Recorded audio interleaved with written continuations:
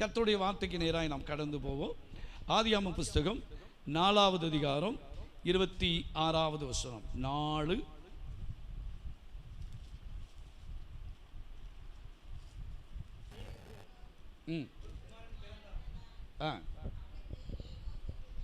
ஏனோஸ் என்று பெயரிட்டான்.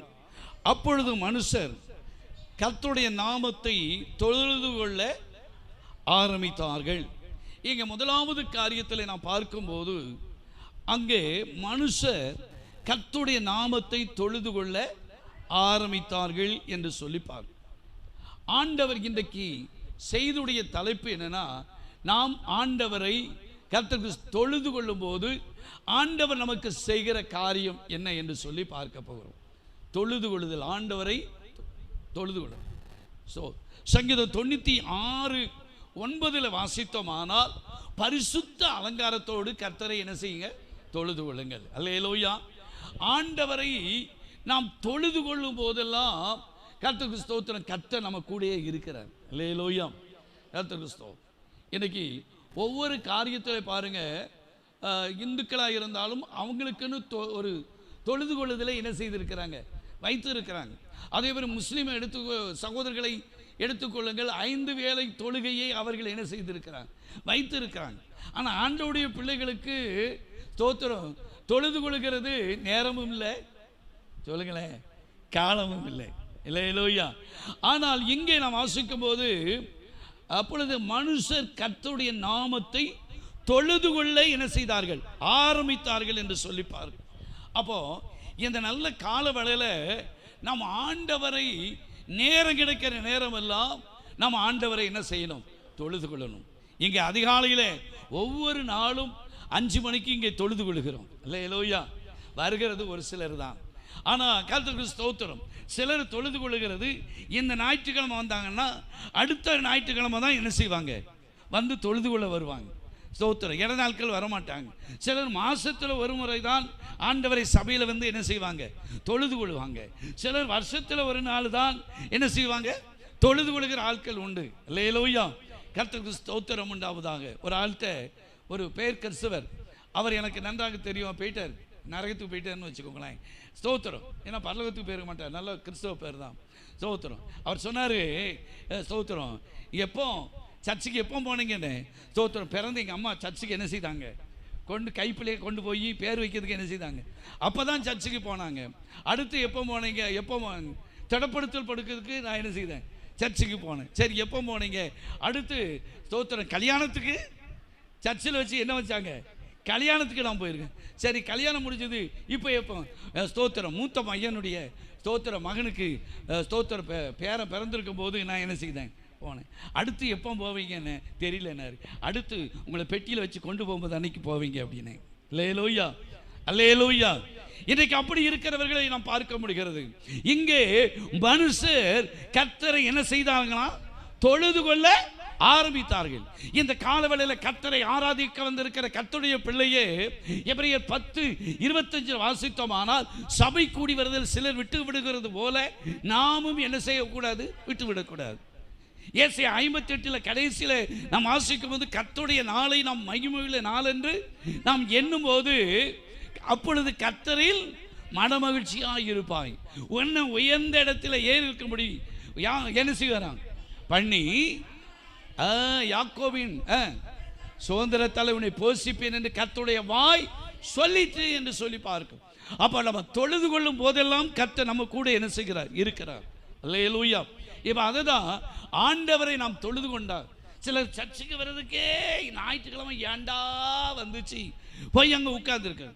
மணிக்கணக்கா செல்லில் உட்கார்ந்துருக்காங்க, மணிக்கணக்கா டிவியில் உட்கார்ந்துருக்காங்க, மணிக்கணக்கா மனுஷனுடைய பாதத்தில் உட்கார்ந்து வீண் கதை பேசுகிறாங்க. ஆண்டவரை தொழுது கொள்ளும் போது தேவன் நமக்கு என்ன செய்கிறார் தான் பார்க்க போகிறோம். இன்னொரு வசனம் வாசிப்போம். ஸ்தோத்திரம். உபாம புஸ்தகம். ஆண்டவரை நாம் தொழுது கொள்ளும் போது அதுக்கு முன்னால் வாசிக்கலாம். ரோமர், அது அப்புறம் வாசிப்போம். ரோமர் 1வது அதிகாரம் 25வது வசனம். ரோமர் 1:25.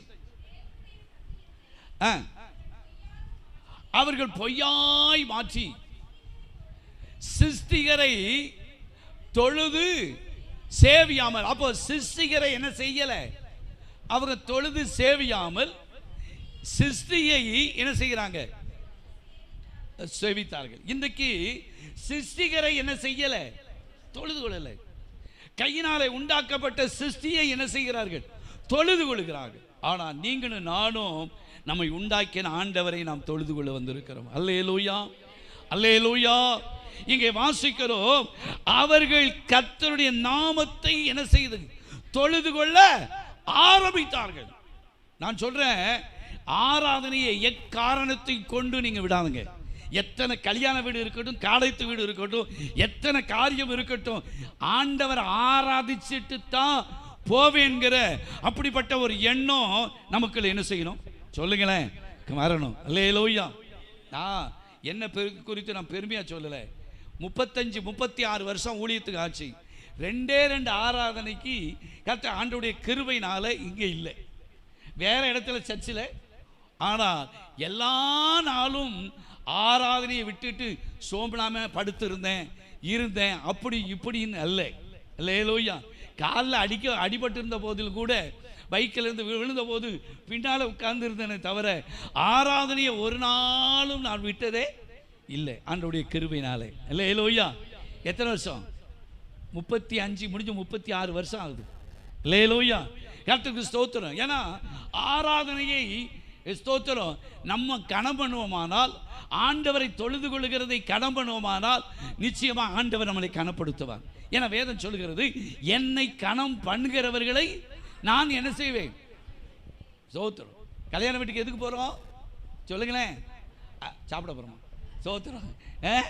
அவங்கள கல்யாண வீட்டுக்காரங்களை அவங்கள கனப்படுத்துறதுக்கு நம்ம லேட்டாக போனால் அவன் சொல்லுவாங்க, நீ அப்படியே வந்திருக்கலாம்ல அப்படிம்பாங்க. அல்லேலூயா. இப்போ கல்யாண வீட்டுக்கு எதுக்கு போகிறேன்னா சாப்பிட தான் போகிறோம். அல்லேலூயா. கர்த்தருக்கு ஸ்தோத்திரம். பார்த்தீங்கன்னா இப்போ கல்யாணம் முடிக்கும் போது அதிகமாக கூட்டம் இருக்கா? சாப்பிடும்போது பாருங்கள், 1 மணி ஆன உடனே எங்கே இருந்து தான் ஆட்கள் வருவாங்களோ மொதுன்னு என்ன செஞ்சிடும்? கல்யாண வீட்டில் வந்துடுவாங்க. தாலி கட்டுதாங்களோ தாலி கட்டலையோ, ஆனாலும் பந்திக்கு என்ன செய்யும்? முந்தின ஆகிறது. சரி இருக்கட்டும். அப்போ நாம் தொழுது கொள்கிறதுல என்ன செய்ய? கர்த்தருக்கு ஸ்தோத்திரம் முதலிடம் கொடுக்கணும். அல்லேலூயா. இந்த கடையிலிருந்து ஃபங்க்ஷன் தான் வந்திருக்காங்க. ஆனால் நேற்று ஃபோன் பண்ணி ஆராதனை எத்தனை பாஸ்டர்னு சொல்லி, ஏன்னா நேராக அங்கே போகலாமே, இங்கே நிறைய பேருக்கு ஃபங்க்ஷன் வீடு இருக்குது முடிஞ்ச உடனே. ஆனால் நம்ம ஏன் உட்காந்துருக்கோம்? ஆண்டவரை நாம் தொழுது கொள்ள வேண்டும். அல்லேலூயா, அல்லேலூயா. இப்போ தொழுது கொண்டால் நமக்கு நடக்கிற நன்மை என்ன என்று சொல்லி பார்ப்போம். முதலாவது காரியம், உபாம புஸ்தகம் 4வது அதிகாரம் 7வது வசனத்தை வாசிப்போம். 4:7. நாம் தேவனாகிய கர்த்தரை எப்போ எப்போ அவரை தொழுது கொள்ளும் போதெல்லாம். எங்க இருக்காரு? வெளியூர்ல இருக்காரா? நீங்க கர்த்தரை சபையில வந்து ஆண்டவரை நல்லா தொழுது கொண்டீங்கன்னா கர்த்தர் உங்க சமீபத்தில் பக்கத்தில் இருக்கிறார். அல்லேலூயா. வீட்டில் தொழுது கொள்கிறீங்கன்னா அவர் வேற சபையில இல்லை, உங்க பக்கத்திலே என்ன செய்யறாரு? இருக்கிறார். அல்லேலூயா. அப்போ முதலாவது காரியம், கர்த்தர் அவரை நாம் தொழுது கொள்ளும் போதெல்லாம் அவர் எங்க இருக்காரு? அல்லேலூயா, அல்லேலூயா. நமக்கு அந்த எண்ணம் இருக்கிறதா? நான் ஆண்டவரை தொழுது கொள்கிறேன், என் பக்கத்தில் என் ஆண்டவர் இருக்கிறார், என் கூட இருக்கிறார், என்னோடு ஸ்தோத்திரம். நம்ம ஆராதிக்கிறத, நம்ம பாடுத, நம்ம துதிக்கிறத, ஆண்டவருக்கு ஸ்தோத்தரிக்கிறத ஸ்தோத்திரம். கர்த்தர் நம்மளை என்ன செய்கிறாரு? பார்த்துக்கிட்டே இருக்காரு. அல்லேலூயா. சிலர் எனக்கு ராகமே இல்லை, அதனால பாட்டே வராது. நான் சொன்னேன், ராகம் இல்லை, ராகத்தை பார்க்கறது இல்லை. அல்லேலூயா. நம்ம ஆண்டவரை எப்படி ஆராதிக்கிறோம், எப்படி தொழுது கொள்கிறத கர்த்தர் பார்க்கிறார். அல்லேலூயா. அப்போ முதலாவது காரியம், நம்ம ஆண்டவரை தொழுது கொண்டோமானால் நமக்கு நடக்கிற காரியம் என்னென்று சொன்னால், கர்த்தர் நம் சமீபத்தில் என்ன செய்கிறார்? இருக்கிறார். அதற்கு இன்னொரு வசனம் கூட வாசிங்க. எரேமியா 23:23 வாசிங்க. எரேமியா தீர்க்கதரிசன புஸ்தகம் 23வது அதிகாரம் 23வது வசனம். நான் சமூகத்திற்கு மாத்திரமா தேவன்? நான் யாருக்கு? ஓ ஜீசஸ், ஹல்லேலூயா. நான் சமீபத்திற்கு மாத்திரமா தேவன், தூரத்திற்கும் தேவன். அல்லேலூயா. அப்போ ஆண்டவர் நம்ம சமீபத்தில் நம்ம தூரத்திற்கும் அவர் யாராக தான் இருக்காரு. எங்கே மெட்ராஸில் இருந்தாலும் சரி, பாம்பேயில் இருந்தாலும் சரி, எங்கே இருந்தாலும் ஆண்டவர் யாரெல்லாம் தொழுது கொள்கிறார்களோ அவர்களுக்கு அவர் யாராக இருப்பார்? தேவனாக இருப்பார். அல்லேலூயா, அல்லேலூயா, கர்த்தருக்கு ஸ்தோத்திரம். நம்ம ஆண்டவரை தொழுது கொள்கிற இருதயம் நமக்கு என்ன செய்யணும்? ஒன்று வேணும். ஆண்டவரை நல்லா ஆராதிக்கணும், நல்லா பாடணும், நல்ல கர்த்தருக்கு ஸ்தோத்திரம். அப்படிப்பட்ட வாஞ்சை நமக்குள்ளே இருக்குமானால் நமக்கு அருகிலேயே அவர் இருப்பார். அல்லேலூயா, அல்லேலூயா. ஆண்டவருடைய வார்த்தை சொல்லு, நான் உன்னை விட்டு விலகுதும் இல்லை, உன்னை கைவிடுதும் இல்லை என்று ஆண்டவர் நம்ம கூட இருக்கிறவர். இன்னும் அப்போஸ்தலர் நடபடிகள் பக்கத்திலே இருக்காரான்னு பாருங்க.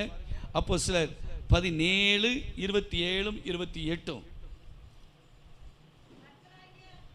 17வது அதிகாரம் 27வது வசனமும் 28வது வசனம். கர்த்தராகிய தம்மை அவர்கள் ஏங்க ஆண்டவரை காணணும் தேட வேண்டிய அவசியம். இது எப்படியா?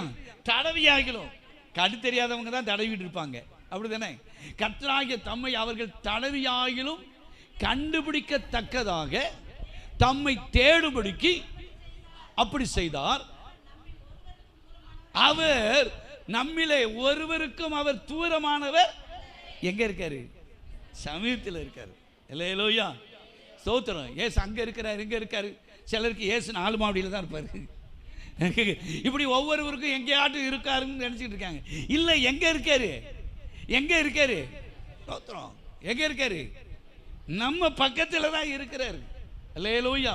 சிலருக்கு எங்கேயாட்டு போனா தான் திருப்தியா இருக்கும். நான் சொல்றேன், கர்த்தருக்கு ஸ்தோத்திரம், கர்த்தர் நம்ம கூட இருக்கிறார். அல்லேலூயா. அவர் எங்க இருக்கிறார்னா சமீபத்தில் இருக்கிறார். அப்ப என்ன செய்யணும்? தடவி ஆகிலும் காணலன்னா ஆண்டவரே நீர் கிட்ட இருக்கிறாருன்னு என்ன செய்யணும்? தடவி ஆகிலும் கண்டுபிடிக்கணும். அல்லேலூயா, அல்லேலூயா. சரி, முதலாவது காரியம், அவரை தொழுது கொள்கிறவர்களுக்கு அவர் சமீபமாய் இருக்கிறார். இரண்டாவது காரியம், அவரை தொழுது கொள்வதற்கு அவர் என்ன செய்கிறார் பாருங்க. ரோமர் 10வது அதிகாரம் 12வது வசனம். ரோமர் 10:12. யூதன் என்றும் கிரேக்கன் என்றும் வித்தியாசமே இல்லை,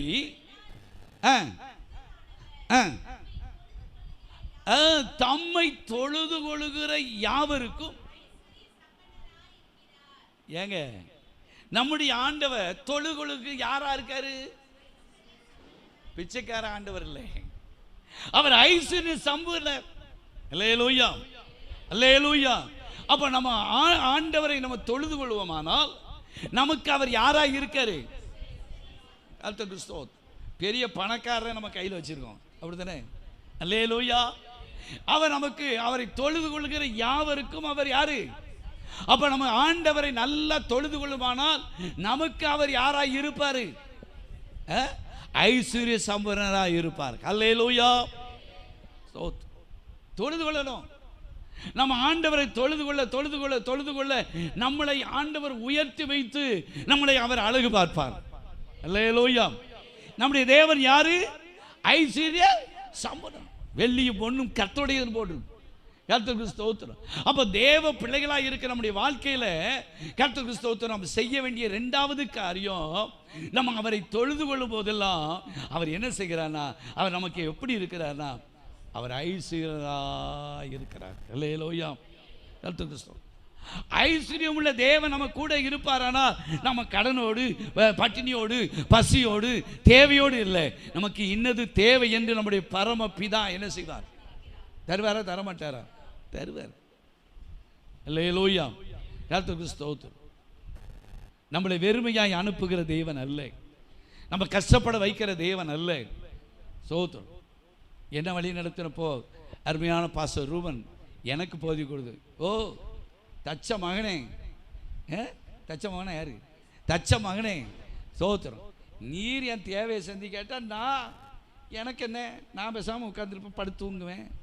நீ தந்தேன்னா உங்களுடைய ஊழியத்தை செய்வேன், இல்லைன்னா நான் பேசாமல் படுத்து தூங்குவேன் அப்படிம்பாரு. அல்லேலூயா, கர்த்தருக்கு ஸ்தோத்திரம். ஏன் இதை சொல்லுகிறேன்னு சொன்னால், ஏன்னா நம்முடைய ஆண்டவர் யாருன்னு சொன்னால் ஐஸ்வர்ய சம்பனர். அதுக்கு வசனம் வாசிங்க பார்ப்போம். ஸ்தோத்திரம். அப்படி ஐஸ்வர்யம் மாற்றிருக்காரா என்னன்னு ஆதியாகமம் 12:8 வாசிங்க. ஒரு சிலரை நம்ம அதை பார்ப்போம். ஆதியாகமம் 12:8. பின்பு அவன் அவ்விட விட்டு பெயர்ந்து பெத்தேலுக்கு கிழக்கே இருக்கும் மலைக்கு போய்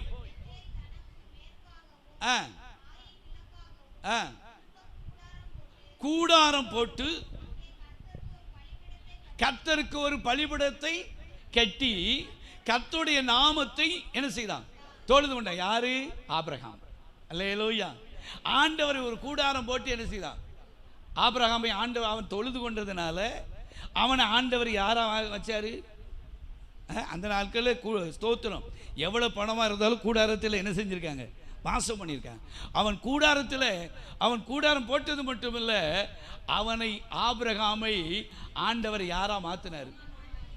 எலேசா சொல்ற என் ஸ்தோத்திரம், எஜமான் யாரு? அவர் சீமான். அல்லேலூயா. சீமான் என்ன அர்த்தம்? அவர் ஐஸ்வர்ய சம்பனர். அப்போ கர்த்தருக்கு ஸ்தோத்திரம், தொழுது கொண்டான். வாசிங்க சார்.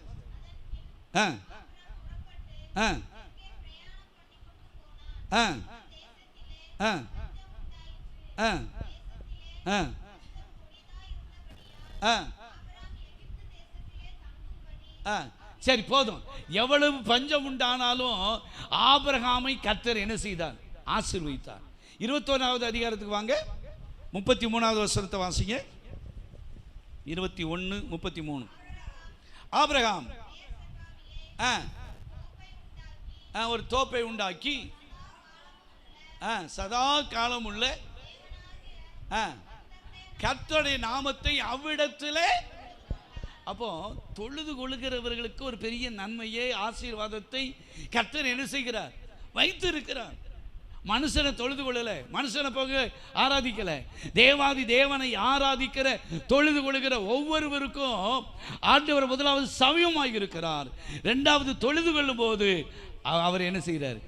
ஐஸ்வர்யத்தை தருகிறவராக இருக்கிறார். அல்லேலூயா, அல்லேலூயா. கர்த்தருக்கு ஸ்தோத்திரம்.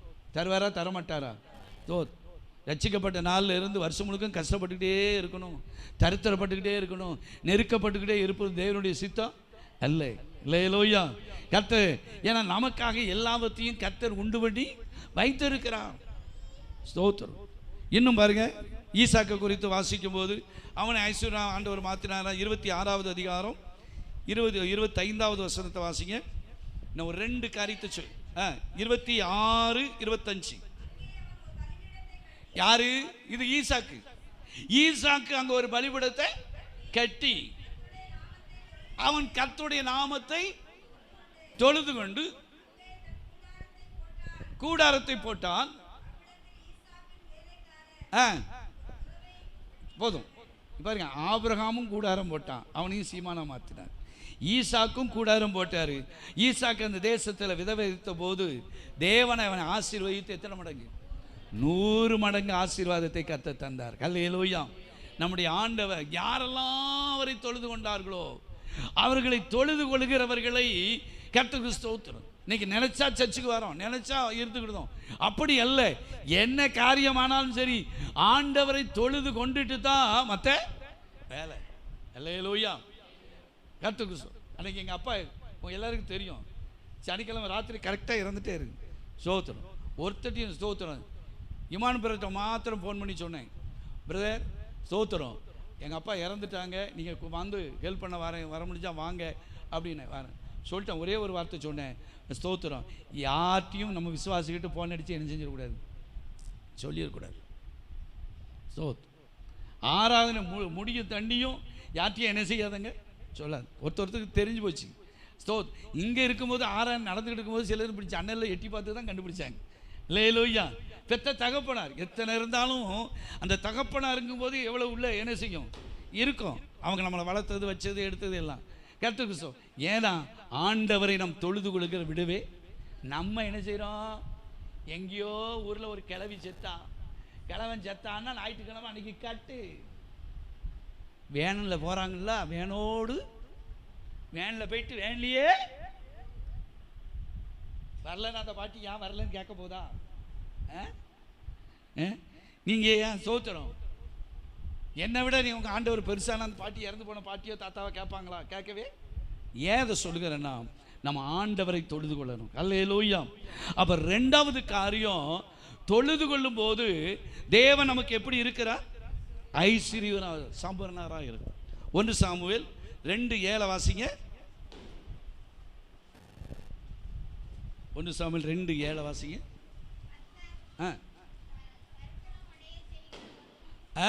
கர்த்தர் தரித்திரம் அடைய, கர்த்தரை தொழுது கொள்ளலன்னா அதான், கர்த்தர் தரித்திரம் அடைய செய்கிறவரும் ஐஸ்வர்யம் அடைய பண்ணுகிறவருமாய், ரெண்டு அவர்கிட்ட தான் இருக்கு.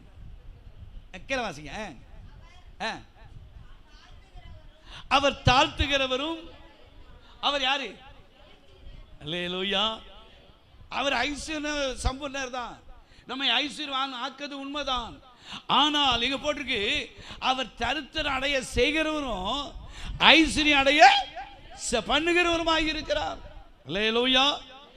நான் விசுவாசிக்கிறேன், நம்ம அவரை தொழுது கொள்கிறதுனால நம்மளை ஆண்டவர் ஒருபோதும் தரித்திரம் அடைய செய்ய விடவே மாட்டார்.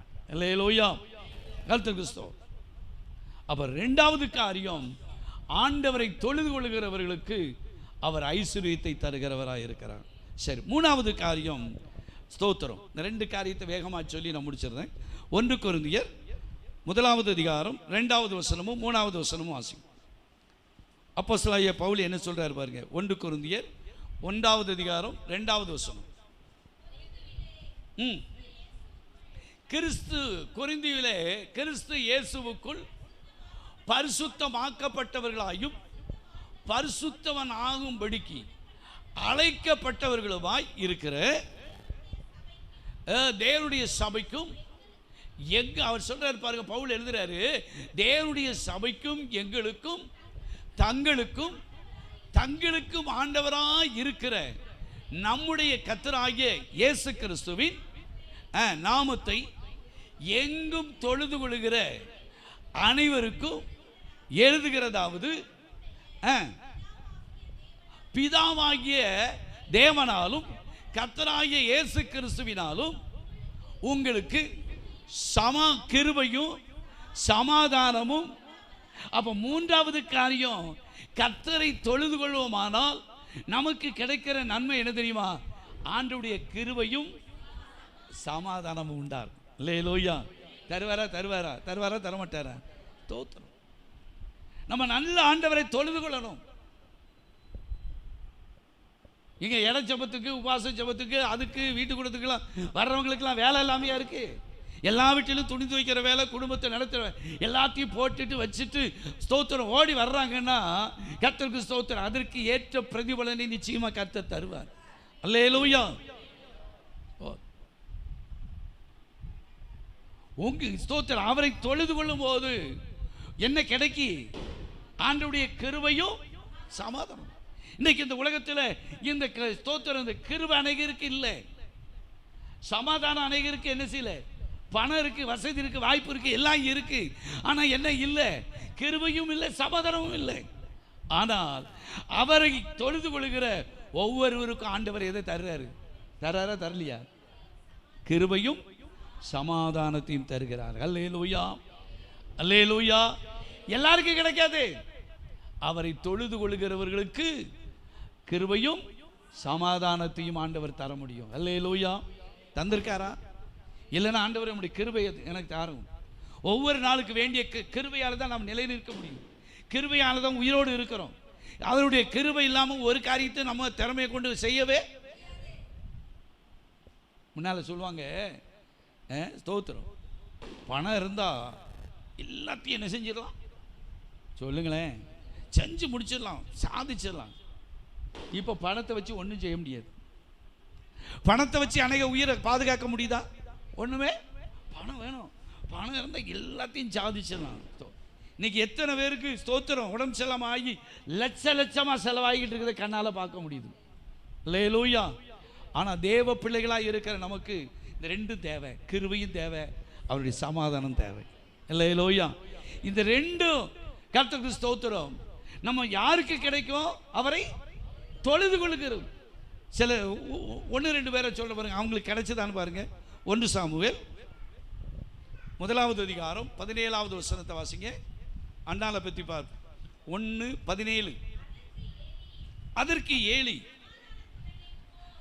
தேவ மனுஷன், தேவ ஆலயத்தில் இருக்கிற மனுஷன் அண்ணாலை பார்த்து சொல்றாரு, ஏன்னா இவன் ஸ்தோத்திரம் அழுது என்ன செய்யறான், பிள்ளை இல்லைன்னு சொல்லி தேவ சமூகத்தில் என்ன செய்யறா, அழுதா. இவன் என்னமோ குடிச்சு வெறிச்சு இருக்காளோ அப்படின்னு ஒரு மாதிரி அவர் என்ன செய்தார், இவனை பேச ஆரம்பிச்சார். ஆனால் இவன் உண்மையா இருதயத்தை ஊற்றி ஜெபிக்கிறாள் என்பதை அவர் அறிந்து கொண்டார். ஏலி இந்த அண்ணாலை பார்த்து சொல்றார், நீ என்ன செய், நீ சமாதானத்தோடு நீ போ, நீ இஸ்ரவேலின் தேவனிடத்தில். இவன் ஸ்தோத்திர ஆலயத்துக்கு என்னத்துக்கு வந்தா, ஏலிக்கு சாப்பாடு கொண்டு வரல, ஆண்டவரை தொழுது கொள்வதற்கு, ஆண்டவரை ஆராதிப்பதற்கு என்ன செய்தான் வந்தார். இப்போ அவர் சொல்றாரு, உன் விண்ணப்பத்தின்படி அவர் உனக்கு கட்டளையிடுவாராக. அப்போ ஆண்டவரை தொழுது கொள்ளுகிற அந்த அண்ணாலை ஆண்டவர் வெறுமையாக கண்ணீரோடு அனுப்பலை. நீங்கள் அதில் பார்த்தீங்கன்னா அவள் தேவாலயத்தில் கண்ணீர் விட்டான், அதுக்கு பிறகு அவள் துக்க முகமாக இருக்கலை.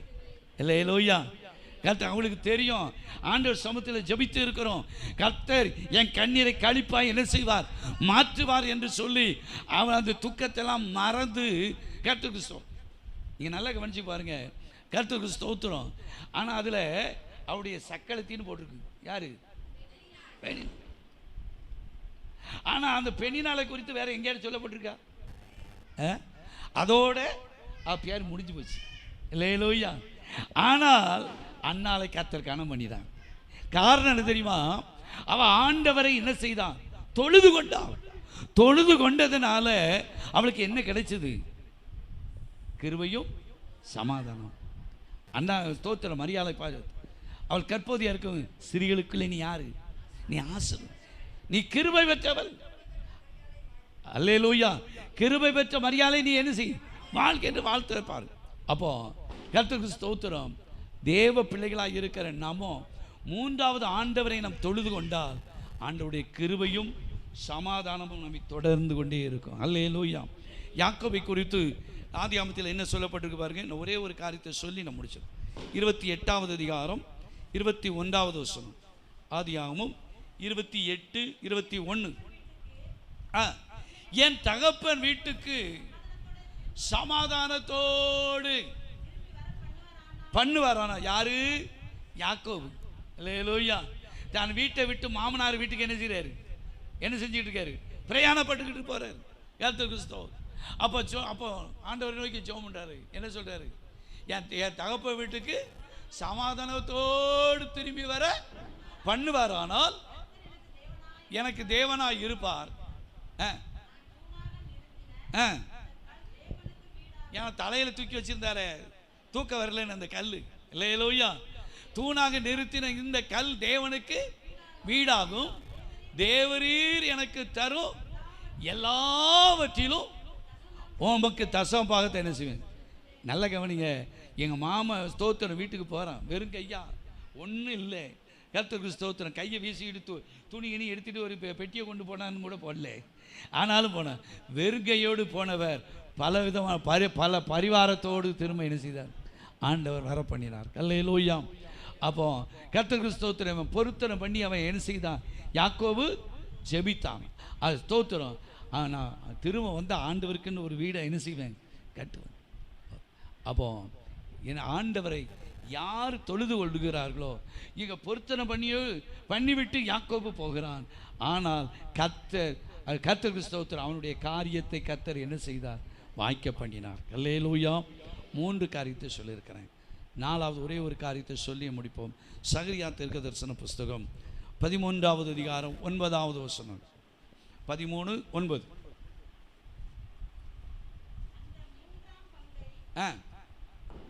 13:9.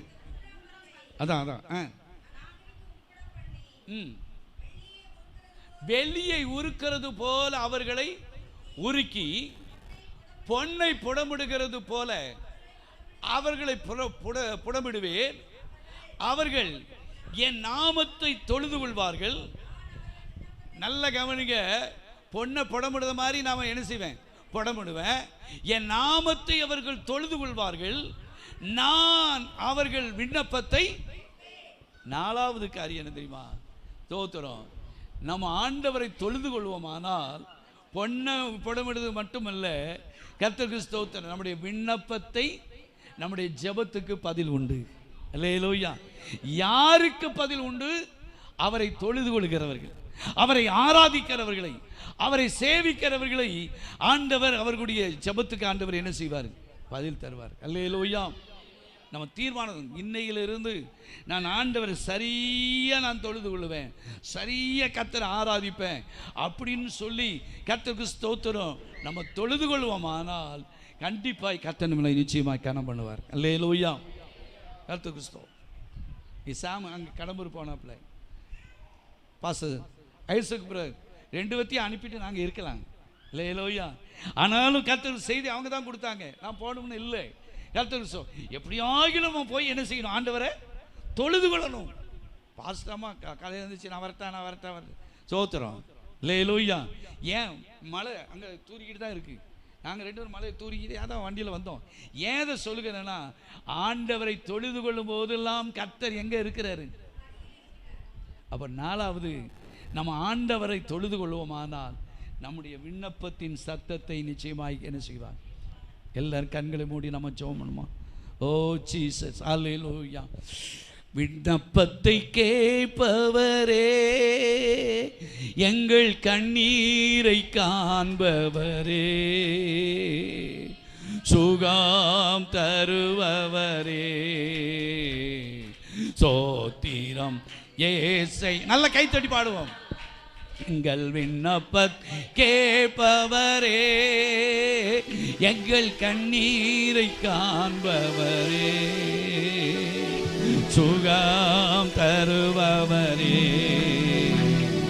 சோத்திரம் ஏசையா. நல்ல கைத்தட்டி பாடுவோம். உம்மால் கூடும் எல்லாம் கூடும், ஒரு வார்த்தை சொன்னால் போதோ ஐயா. உம்மால் கூடும் எல்லாம் கூடும், ஒரு வார்த்தை சொன்னால் போதோ ஐயா. ஒரு வார்த்தை சொன்னால் போதோ ஐயா, ஒரு வார்த்தை சொன்னால் போதோ.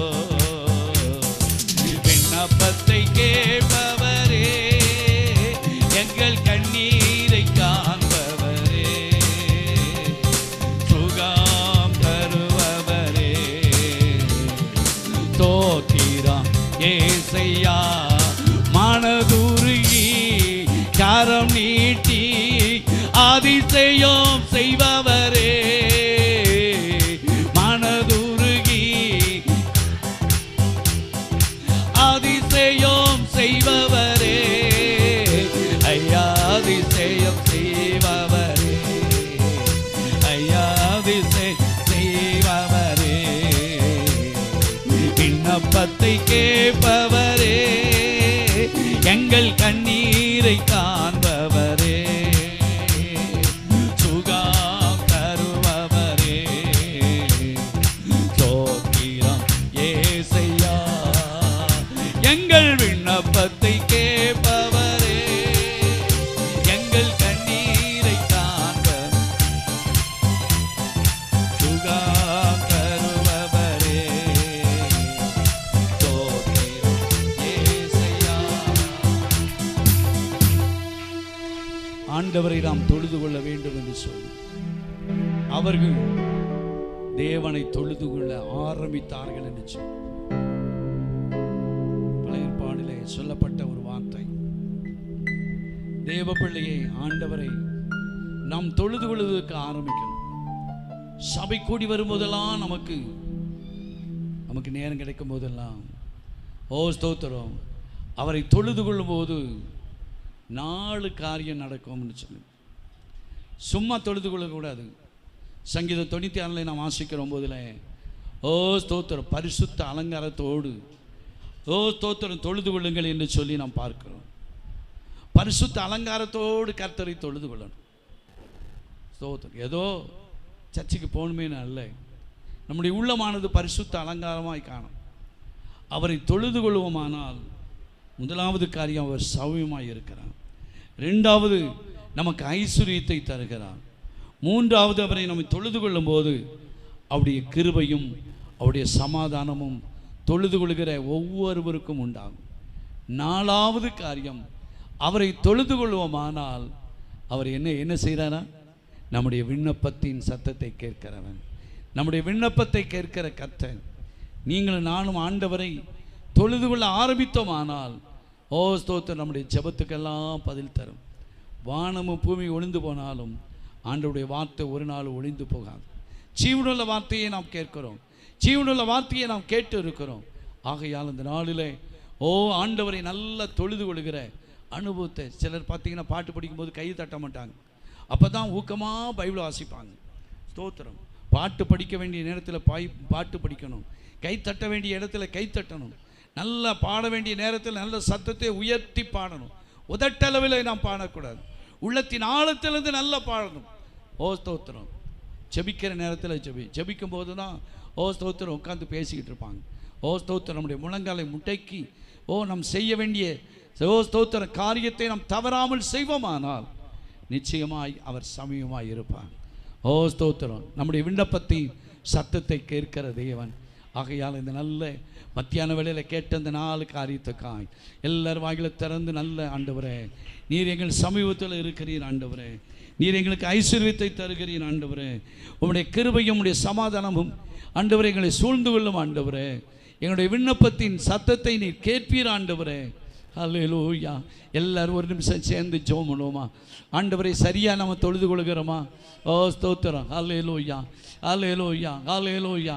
ஸ்தோத்திரம். யாருக்காக இல்லை, ஸ்தோத்திரம். பாட்டு பாட நேரத்தில் நம்ம ஆராதனிக்கணும், பாட்டு பாட நேரத்தில் வரணும், நல்லா ஆராதிக்க நேரத்தில் வரணும்.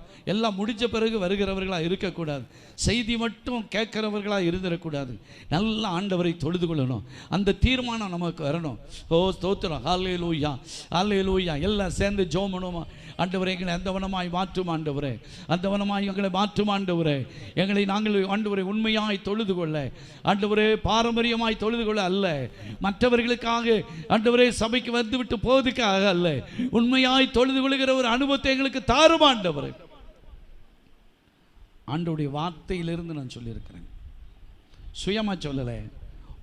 ஆண்டவரை யாரெல்லாம் தொழுது கொள்வோமானா எங்கேயோ தூரத்தில் இல்லை, ஸ்தோத்திரம், அவருக்கு சமீபத்தில் நமக்கு இருக்கிறார், நம்ம கூட இருப்பார். தொழுது கொள்ளும்போது தான் கூட இருப்பார். ரெண்டாவது, தொழுது கொள்ளும்போது நம்மளை ஆண்டவர் ஏழ்மையில் வைக்கிறது ஆண்டவர் இல்லை, அவர் ஐஸ்வர்ய சம்பரன், ஐஸ்வர்யத்தை கொடுப்பார்.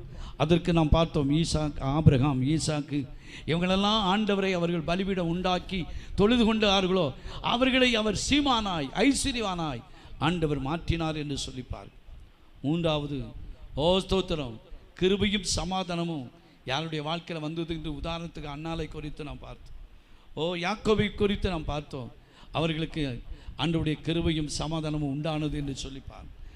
நாலாவது காரியம், ஸ்தோத்திரம், நம்ம ஆண்டவரை தொழுது கொள்வோமானால் நம்முடைய விண்ணப்பம், நம்முடைய ஜெபத்துக்கு அவர் பதிலை தருவார். என்னென்ன காரியத்துக்கெல்லாம் ஜெபம் பண்ணுறோமோ அதுக்கெல்லாம் பதில் தருவார். எல்லார் வாயில திறந்து கர்த்தரை ஸ்தோத்தரிப்போமா? ஸ்தோத்திரம், ஸ்தோத்திரம். பரிசுத்தமும் இரக்கமும் அன்பு நிறைந்த எங்கள் பரலோக பிதாவே, இந்த நல்ல ஆண்டவரே துதிக்கிற இந்த மத்தியான வேளையில் இந்த 2 மணி நேரம் ஆராதிக்க கர்த்தர்களை கூட்டி சேர்த்த தயவுக்காய் தூரத்திலும் சமயத்திலிருந்து வந்த ஒவ்வொரு சகோதரிமாருக்காய் பிள்ளைகளுக்காக நாங்கள் ஜெபிக்கிறோம். எல்லாரையும் நீர் ஆசீர்வதியும் ஐயா. உம்மை தொழுது கொள்ள வந்த ஆண்டவரை, உம்மை தொழுது கொள்ளும் போது நீர் எங்களுக்கு ஆண்டவரை தருகிற 4 விதமான நன்மைகளை, ஆசீர்வாதங்களை பார்க்க கர்த்தர் உதவி செய்ததுக்காக இந்த வார்த்தைகள் ஒவ்வொரு உள்ளத்திலும் இல்லத்திலும் எழுதப்படுவதாக இந்த ஜெபிக்கும். அந்த எல்லா குடும்பங்களையும் ஆசீர்வதி ஆண்டவரே. கைப்பறிதியை கொடுக்க போகிற ஆண்டவரே அன்பு சகோதரிமாருக்காக நாங்கள் ஜெபிக்கிறோம். எதை செய்தாலும் மனுஷனுக்கென்று செய்யாமல் கர்த்தருக்கென்று மனப்பூர்வமாய் செய்யுங்கள் என்று சொன்னது போல மனப்பூர்வமாய் கைப்பறிதி கொடுக்க கர்த்தர் உதவி செய்யும் ஆண்டவரை. யாரெல்லாம் வாங்கி வாசிக்கிறாங்களோ அந்த குடும்பத்தில் ஆண்டவரே ஒரு பெரிய ஆசீர்வாத நன்மைகள் உண்டாவதாக என்று ஜெபிக்கிறோம். எல்லாரையும் ஆசீர்வதிங்க. சாயந்தரம் ஆண்டவரே பழையங்கோட்டை நடக்கிற அந்த கூட்டத்துக்காக நாங்கள் ஜெபிக்கிறோம் ஐயா. ஆண்டவரே உமக்கு ஸ்தோத்திரம். அதில் எல்லா பிள்ளைகளும் எங்களுடைய சபையார் எல்லாரும் பங்கு பெற கர்த்தர் உதவி செய்யும். தாழ்த்துகிறோம் இயேசுவின் நல்ல நாமத்தினால கேட்கிறோம் நல்ல பிதாவே. சேர்ந்து சொல்லுங்க, என் ஆத்துமாவே முழுமே பரிசுத்தனாக. என் ஆத்துமாவே கர்த்தரை கர்த்தர் செய்த சகல வரங்களும் மறவாதே. ஆமே. ஆண்டவராகிய இயேசு கிறிஸ்துவின் கிருபை, இது அவனுடைய அன்பு, பரிசுத்தனுடைய ஐக்கியமும் சமாதானமும் சந்தோஷம் நம் அனைவரோடு கூட இருப்பதாக. அல்லேலூயா, அல்லேலூயா. கர்த்தர் கிறிஸ்துவ கர்த்தர் நம்மை ஆசீர்வதிப்பார்.